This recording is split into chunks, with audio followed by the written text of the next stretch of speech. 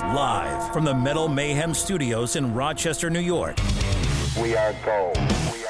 And heard around the world by metalheads just like you. This is Metal Mayhem ROC. Heavy metal music. Your weekly dose of metal music, interviews, album reviews, news, and more. Want to be part of the show? Send us a message through our website, metalmayhemroc.com, or hit us up on Facebook and Twitter. Search Metal Mayhem ROC. It's getting nice and heavy. Now, welcome our hosts, John the Vernomatic Verno and Metal Forever Mark. Besides getting heavy, looks like it's going to get snowy, cold, and windy. In the rock, Metal Mayhem ROC. I'm John the Vernomatic Verno, and tonight we have a debate show. No interviews, no music, just Metal Forever Mark and myself tackling a couple show segments. Fire and Ice and the Great Metal Debate. Two topics where both Mark and I will pick a side and we'll debate, we'll discuss, and we'll try to convince each other that our thoughts and our ways is the right way. I want to thank you for joining us any way that you did. MetalMayhemROC.com is the best way to reach us. Go to the website. You could go to our Spreaker channel, find us on iTunes, find us on iHeartRadio, and if you have to, you can even find us on Spotify. Every Thursday night, 8 p.m., new show segments drop, and we're lining up some new interviews for later in the fall and early winter. So just stay tuned to the Metal Mayhem ROC Facebook page for more details. That being said, we're going to have a message from our show sponsor, Mr. V's Street Style Vending, and then we're going to get right to it. Again, thanks for joining. I'm the Vernomatic. Metal Forever Mark will be back after this, and we'll get into Fire and Ice. This edition of Metal Mayhem ROC is brought to you by Mr. V's Street Style Vending and Special Events Catering. Visit our lunch cart in the Collegetown District at Strong Memorial Hospital, or hit up the late night weekend location at the corner of Monroe Avenue and South Goodman. Look us up at mrvsvending.com for catering, pricing, and availability. That's Mr. V's Street Style Vending and Special Events Catering. Now, back to Metal Mayhem ROC. Today we're tackling Fire and Ice, which is, I guess, our way of saying either or. Which one do you like? Which one do you not? So, or which one do you choose over the other? So today we're going to tackle two, I guess you call them melodic. Some people call it hair metal, although I hate that term. Guitar players from back in the day and even still present moment. They're still out there shredding away. Warren Martini from Ratt, or Fire, Ice. George Lynch from DOKKEN and Lynch Mob and a whole bunch of other projects. So Vernomatic, who you going with? Fire, Ice, Martini, or George Lynch? Okay, well, both guys have a history, and I've seen both of them many times. Out of the two, I like Warren Martini better. I think that what he did with some of that Ratt stuff, Out of the Cellar, the EP, Invasion of Your Privacy, I would put any George Lynch riff against Lay It Down.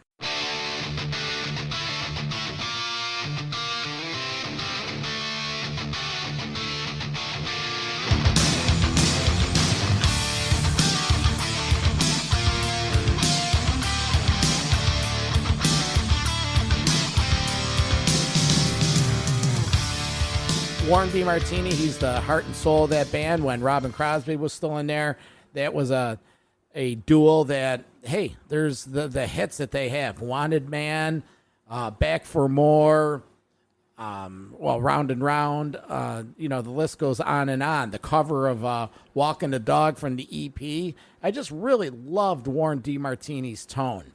That being said, George Lynch has a history of him too, and I'm in the process of listening to the Brian Schlegel audiobook, and he's talking about George Lynch. Back in the day, he was in a band called Exciter, not the Canadian Exciter, but a ECITER or EXCITER Exciter, and it played the Sunset Strip in California, in Los Angeles in the pre hair metal days. And So George Lynch has a little bit of a longer history.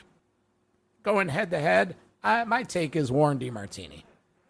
Wow, Vernomatic, you make some great arguments, and this goes back to that hair metal thing, and everybody's like, oh yeah, Ratt, Round and Round. I'm like, when people bring that up, it really it bothers me because I think Ratt has so many great songs. The guitar riffs that Warren DeMartini has are incredible. Like, if you are a guitar player or try to be a guitar player, like I've done in Overtime, I just know I can't play it. Like, I can't play it. I give it up. I mean, I could probably learn a little bit of the intro to lay it down, but beyond that, I don't get too far. But all that stated, I'm going to go with George Lynch, and only because I think George Lynch in some ways created almost his own style of heavy metal guitar playing that a lot of other people have tried to emulate along the way, but never kind of got it right.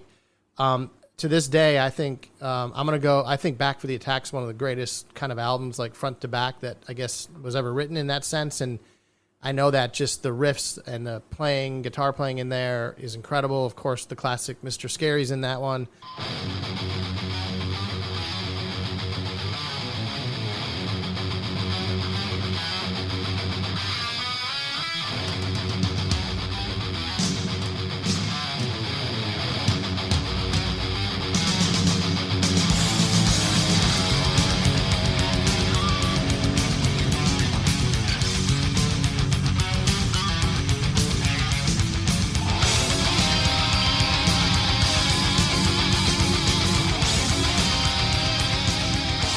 He just created his own style and kind of really put stamp on that band. I really wish those guys all would have kind of figured things out, because right when they kind of started breaking up, they were going to go on their headlining tour and they really started gaining popularity. So now, some of the Lynch Mob stuff I'm not as big on, but you can't argue with George Lynch's guitar playing either. So for those reasons, I'm going with Lynch, but it's definitely almost like a photo finish, as the saying would go. So. Just got word that George Lynch, they're redoing the...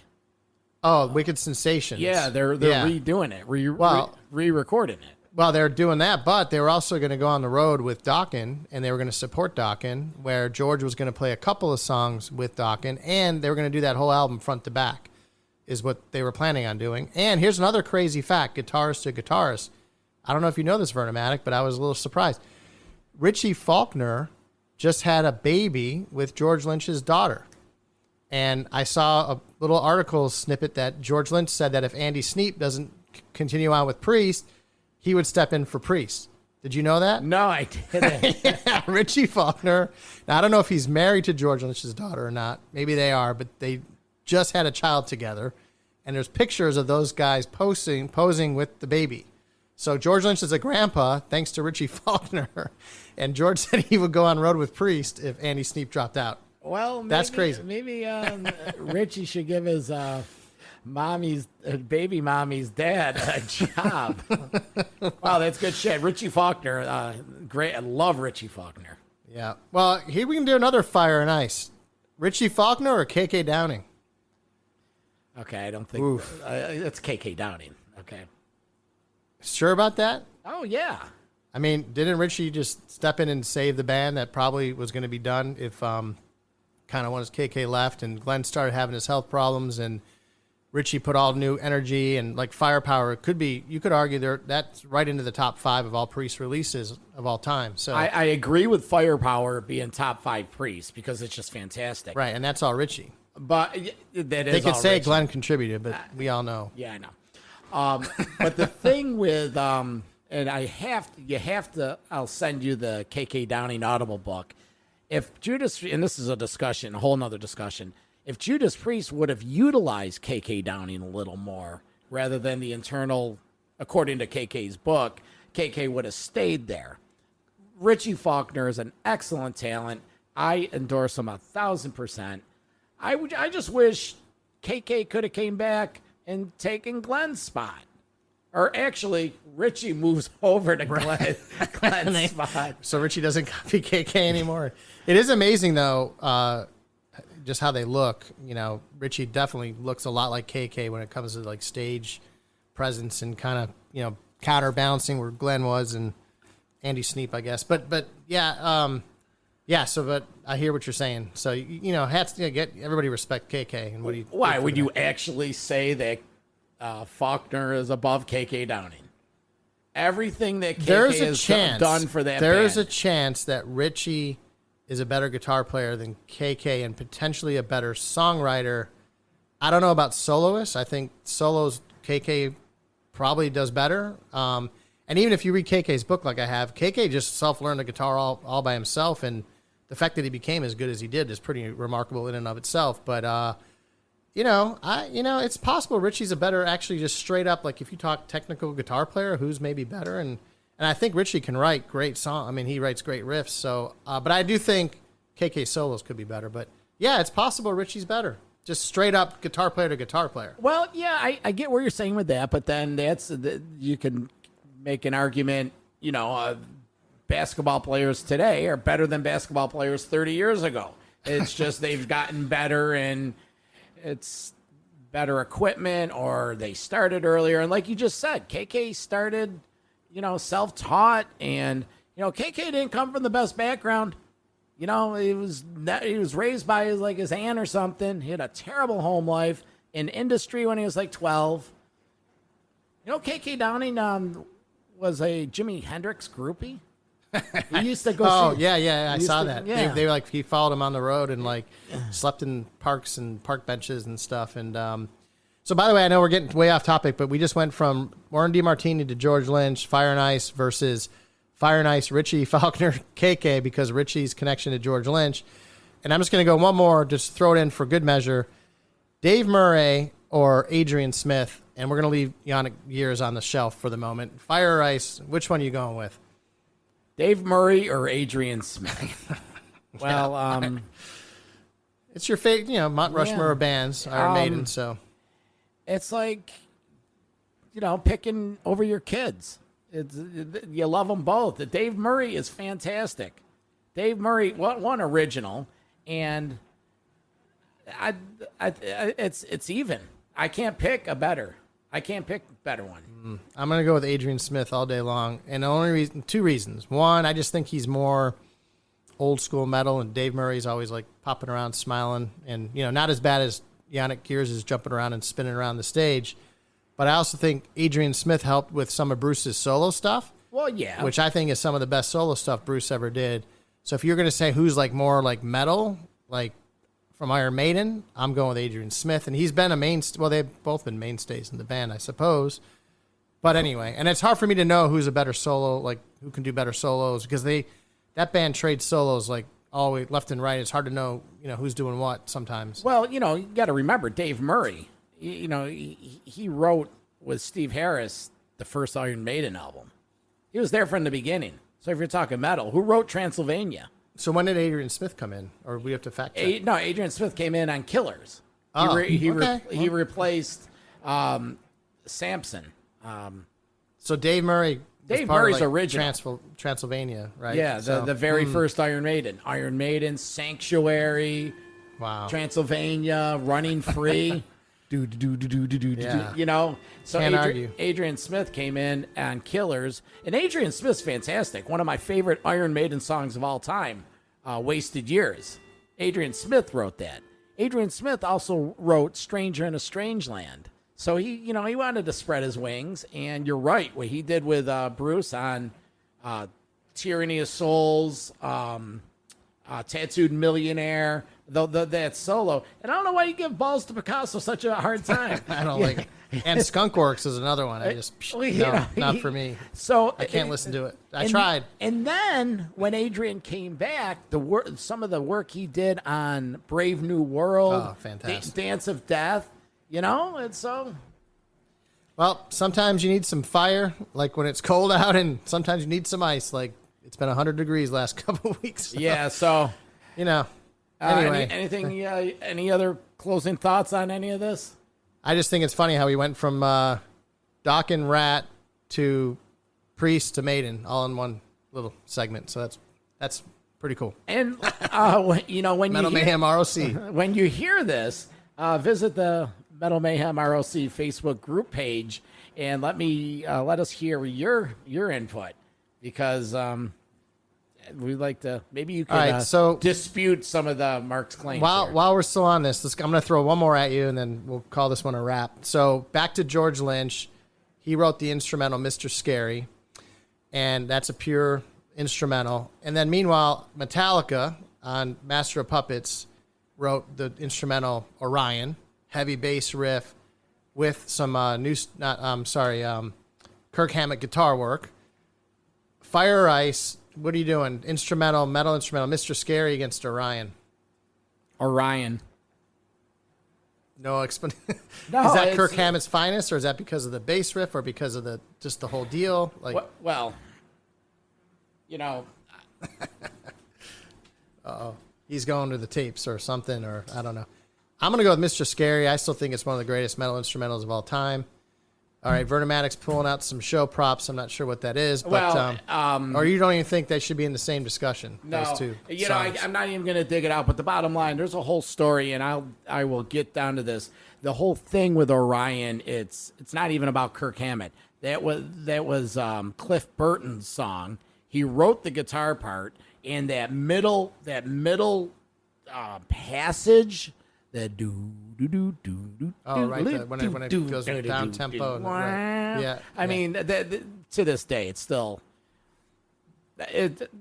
I think, honestly, Mark, I think it should be Mr. Scary against maybe some other kind of instrumental kind of song, because Orion, nothing against, and Mr. Scary, that's a fantastic. That's fantastic. That's from Back to the Attack. That is probably DOKKEN's best work. That's when they finally matured. Yeah. That's when they were on tour with the Monsters of Rock. So there's nothing against that. It's just unfair to compare it against something where it's one of Metallica's and Cliff Burton's pinnacle pieces. So yeah, and you know that whole metal instrumental might actually be another Mount Rushmore for another day, in the sense that there's not a lot of instrumentals on metal albums in many ways, but then I think if you really dig into it, there are instrumental. Like, for example, Arch Enemy has a bunch of instrumentals almost on a lot of their earlier albums. My buddy, my boy Metal Mike from Halford, you know, he more or less put out almost a whole album of instrumentals. Nita Strauss did. So I'm sure if we go digging into the vaults, we could find some more instrumentals, but they're not all that common or prevalent, but in metal, but there's definitely some good ones out there. So you're going to say Orion doesn't even belong in the same conversation as Mr. Scary. I guess that's your take. No, we'll talk off air, but I have a new Fire and Ice for the future. So okay, we'll leave it at that.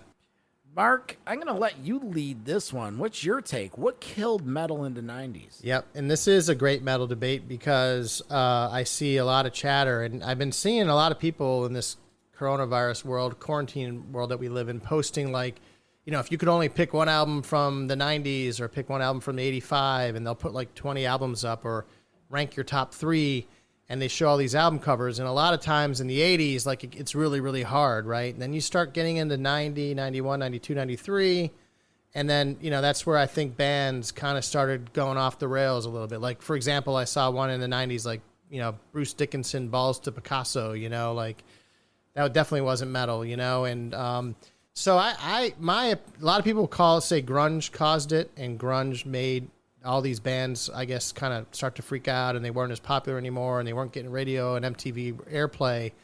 But I personally think, my opinion is, it's the bands that did it themselves, because if they had just, in my view, if they stayed true to their metal roots and they kept cranking out albums that got them popular to where they were, I think a lot of them probably would have sustained and survived that period of time frame way more than a lot of them had. So like again, like a Great White or a Queensryche or even a DOKKEN that comes out with Shadow Life or whatever that crazy one was, like it's almost proggy blues jazz. I'm not sure what it is.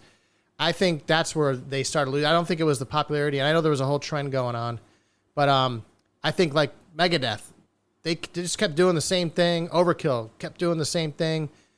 Metallica in some ways, even though St. Anger's a whole different story, but kind of kept doing the same thing. So I think it was the bands. They overreacted, I think, to what was going on in the marketplace. So I think that's the biggest issue. Just coming as a metalhead fan, knowing that I would pop some of these albums on back in the day and be like, what the hell is this? Vernomatic? Well, retracking, going backwards, Metallica, they toured the world for 3 years for the Black Album. 90 to 93, played over like 300 concerts, and they were fried. And actually, if you remember, Mark, when they came out for the Load and Reload, they did a imaging. They cut all their hair. The music was different. I don't know if it was with the times, but there was the Metallica thing. I have an inkling going through it that the part of the problem with the 90s decline of the metal was the excess of the late 80s with the hair metal, where it was literally cookie cutter bands, B-list at best, and it was just an excess. And a lot of those bands, quote, grunge, they were metalheads.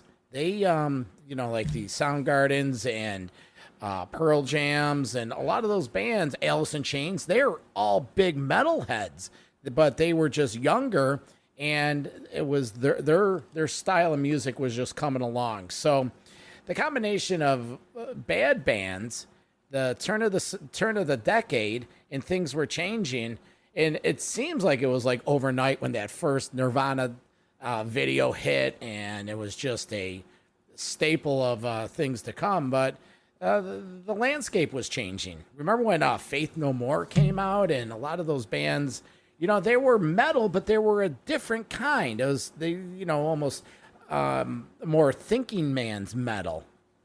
No, I mean, I agree. Like, if you look back at people that talk about metal and the hair metal and glam and what was going on in LA and all that craziness, our labels were signing bands left and right. It was quality over quantity, one-hit wonders, all the deal. The whole Hairspray look got out of control, and a lot of bands fell for that. Like, even my favorite band, Judas Priest, fell for it with Turbo, and I'll never forget going to that Turbo tour. And I remember I got that stupid tour guide thingy, and I flipped it on the back. This is before they hit the stage, so this is before YouTube and social media, so you didn't know what you were going to see. And I look in the back, and I see that photo with the band with the frilly hair, and even Rob Halford had long hair, and I'm like, the crazy looking outfits. I'm like, and then Turbo in and of itself had synthesized guitars, and I'm like, where are these guys going, man? Like, and I remember just being like almost like disappointed. Now looking back, I have a high regard for Turbo now and that little era, and I know it got him really famous in some ways, but I think that's just, to me, was more the bands. And then, quick, even like Cinderella, like their first album was great, Night Songs, and Long Cold Winter came out. I'm like, okay, a little bluesy, but it's still really good. I would call it metal. Boom, Heartbreak Station drops. And I'm like, that's not even rock. Like, I don't know what that even is. So I go back to these bands and I don't think they know what to do, to be honest, at that point. They were just experimenting and trying to take it wherever they could. But then what about bands like Queensryche? They had the progressive, the EP, and then Empire, or The Warning, and they were more glammed out on Rage for Order. And then they came out with Operation Mindcrime, which was, we've chronicled the significance of that. But then that was 87, 88, 89. But then in the early 90s, they came out with Empire. And yeah. But then right after that, Promised Land, that, again, great example. Band I loved, get me through Rage of Order, get me through Operation Empire. Promised Land hits, I'm kind of like, I'm hanging in with you. Here in the Now Frontier, I'm like, oh, I don't know where you guys are going. Q2K comes out, and then Tribe, and you lost me. Well, sorry. They lost Chris DeGarmo. Chris DeGarmo. Did they? Yeah, I think he did Promised Land, but then he was gone. Well, then they lost Jeff Tate, and then. Well, but Chris DeGarmo wrote that. That was Chris DeGarmo was the guitarist that wrote all that shit. So once you lose him. Good point. So that's what happens with these bands. And going back to Priest, I don't want to say they peaked, but they had their progression from the 70s, British Steel, Point of Entry, Screaming for Vengeance, and then Defenders of the Faith. So even when Defenders of the Faith was coming, they were going down. And then Turbo. Yeah. But I just, as a metalhead fan, I just remember back in the day, getting excited when these new albums were going to come out, ready to hear some metal, popping these CDs in, and then just being like disappointed. Like, what the hell? Like, this is not the metal this is not why I got into these bands. By the way, back to Queensryche, you're right, DeGarmo left right in 90, he was there all the way through 98, so he was there kind of in the 90s. Then he drops, and then I guess he popped in at 203 and 2007, so he's been in and out. But my point is, I remember as a metalhead, highly disappointed in these bands to the point I kept trying to hang in with them. Then I got disappointed. Even like with Priest, at least like when Painkiller came out, I was like, okay, here we go again, back to the metal, you know. And I even thought that way about And Justice for All. Like when I first played that, I was kind of like, I don't know where Metallica was going. Yeah, drums were really heavy, longer songs. I mean, now I would say that's definitely in their top 4 or 5 releases of all time. But anyway, I go back to, I think the bands, if they had just stayed to their roots, stayed to what brought all that, because I think they wouldn't have lost as many fans versus worrying about trying to gain new ones. But yeah, and then, you know, that's when bands start breaking up and they start, you know, and that also hurts, you know, when bands are no longer together anymore. So there's no doubt that metal took a huge hit in the 90s. I guess the good news is it rebounded somewhere in the 2000s, and it'll never be the same that it was, clearly, as they were the kings of the mountain for a while. And you know, commenting on the Judas Priest. So what was it? Painkiller, and then what was that order? It was Painkiller came after the. Well, don't forget you had Painkiller was the last one with Rob, and then Rob leaves, and then you had the Ripper era, right? Okay, so that's how that kind of went down, and Painkiller followed up Ram It Down. Okay, Ram It Down. Yeah, thank you. And Ram It Down was a little bit of a comeback, I thought, after they departed all the way from Turbo, so you know that they started coming back, but then you know when Painkiller came out, they went all the way back, right? So yeah, and then by the way, but Rob Halford went into the fight mode, which was definitely heavy. But then he even dropped out and went to that 2 band that he came out with, which was way off the charts, like Trent Reznor craziness stuff. Well, you know, so Rob was going through his period. So, but you know what? It's 2020, and we're still talking about our bands. So. And there we have a couple debatable subjects tonight on Metal Mayhem ROC. Again, you could reach us at our website, metalmayhemroc.com, or come along and join us on the Facebook page. Either way, just search Metal Mayhem ROC, and you can find us on all your social channels. Until next week, for Metal Forever Mark, I'm the Vernomatic. Thank you for listening, and we'll talk to you soon. Metal for life. Thanks for listening to Metal Mayhem ROC. Check out our websites at metalmayhemroc.com and metalforever.com for information on upcoming concerts, podcasts, archives, and all sorts of info. Please like, follow, and share with everyone, even your non-metal friends. Catch us next time on WLFE DB Radio.